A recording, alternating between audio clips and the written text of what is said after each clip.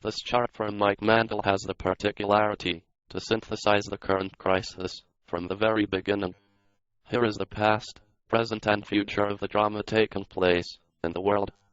The graph shows the level of indebtedness of U.S. households over the past 20 years from 1989 to 2009. In the first 10 years the level of debt remains stable, $300 to $400 billion, or a slight increase.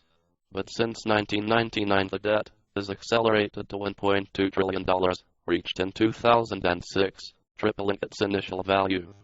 After reaching the top, there is what we are experiencing, the rapid decline triggered by the brutal collision with reality that has meant, in the past, the collapse of the global economy. A collapse caused simply by the huge and unsustainable U.S. debt levels.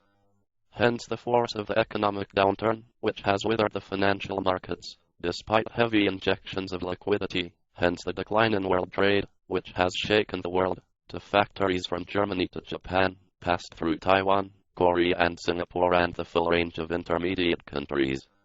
The second chart shows the U.S. public debt as a percentage of GDP since 1952. Let's look how to increase since 1981. Add both debts, and has the full movie. It's as if you had been spent twice what he received for 3 decades.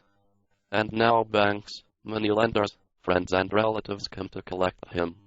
The world was held in the last decades, covered in the machinery of U.S. consumption that unfolded, and he did eat 50% of world production. U.S., with 5% of world population, consume 50% of everything that took place in the world. But that level of consumption was entirely undeserved, despite the elder Bush's famous phrase, "Our lifestyle is not negotiable."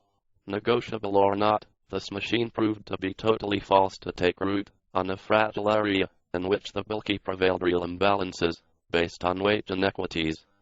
He was fully expected that the shock of the U.S. engine against the wall of reality, this would cause significant impacts on trade and jobs worldwide. And this impact will not come out so easily, especially when the slight recovery in 2009 was the result of the substantial fiscal stimulus, which began to dry up since March.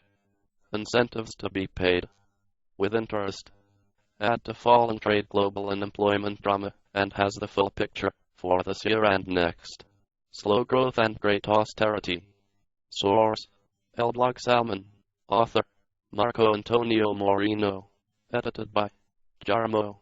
Visit www.economistjarm.blogspot.com.